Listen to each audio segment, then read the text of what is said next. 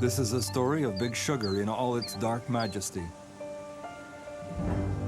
about how it changed the world and how it still does, shaping politics, health, and history. Few Canadians have even a glimmering of how a sugar conspiracy changed the fate of Canada.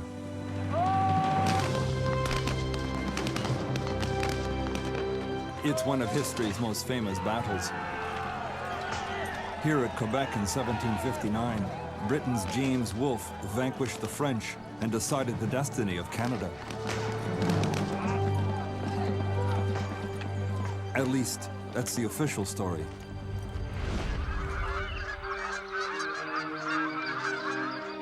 There is another version of how Canada came to be England's. It's a lost chapter in history. The story involves the richest men in the world at the time. It involves the politicians who did their bidding. But most of all, it involves the commodity that started wars. Adam Hochschild has written Bury the Chains, documenting sugar's leading role in war and slavery.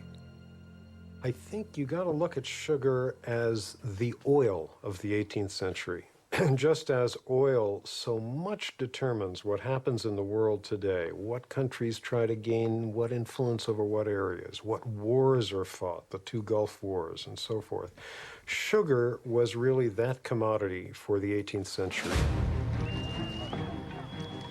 In the war news of 1759, England was completing its capture of Canada from France. But given sugar's importance, all eyes looked south.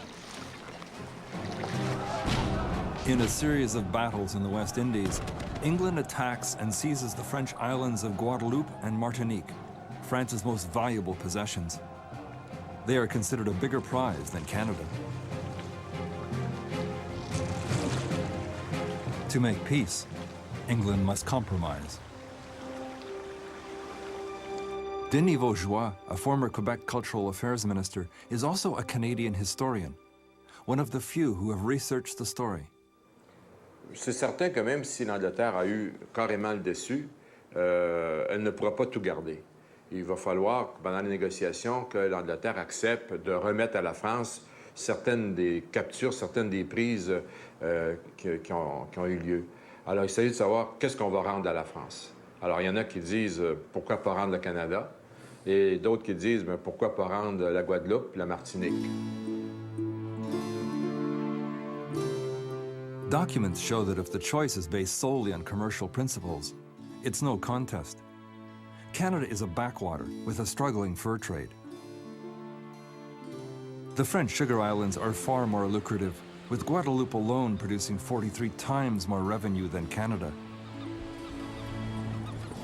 Canada, even France didn't want it back.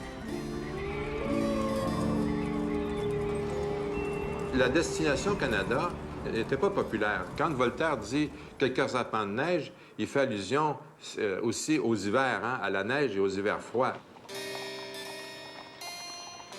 In London, the stage is set for a political drama. In the choice between the French sugar islands and Canada, England's most influential lobby, Big Sugar, is about to play a fateful role. Historian Philip Jabour profiles their most powerful leader. The sugar planter, member of Parliament, and the man called Alderman Sugarcane, William Beckford. I think that Alderman Beckford could be seen really as the Rockefeller of his time. He was a man of immense wealth, based on 3 generations of sugar trading in Jamaica, where in fact he was born. Sugar has made Beckford the richest man in the world. He and his fellow planters want no part of the French sugar islands, which would add unwanted competition and cut into their immense profits. Alors, les planteurs anglais des Antilles font des affaires d'or et ils passent leur temps en partie dans les Antilles, en partie à Londres. Et quand ils sont à Londres, ils mènent le grand train, ils ont beaucoup d'argent, donc ils ont des domestiques, ils sont infiltrés partout.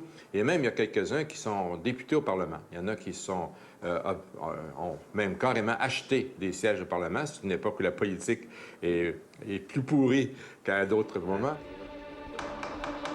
In 1763, as the House of Commons is about to choose between Canada and the French islands, the sugar lobby is at work behind the scenes to make sure the vote goes their way. MPs are wined and dined and much, much more.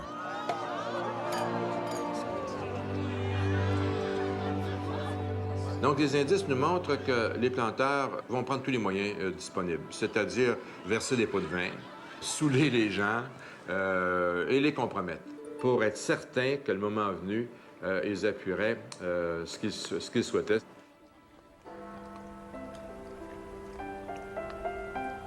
In Parliament, the vote comes, and England chooses Canada.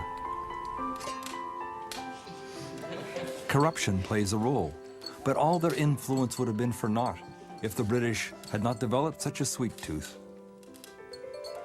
Moi, je dis souvent que si le Canada est devenu britannique, c'est parce que les Anglais boivent leur thé sucré. Quand on fait de l'histoire un petit peu, des fois, on cherche des grandes explications. Hein? On cherche les héros, on cherche toutes sortes de grandes explications savantes. La vérité est souvent toute simple. In the end, Big Sugar got its way. The lucrative French sugar islands are given back to France. England takes poor and cold Canada. France celebrates, saying England has traded sugar for snow.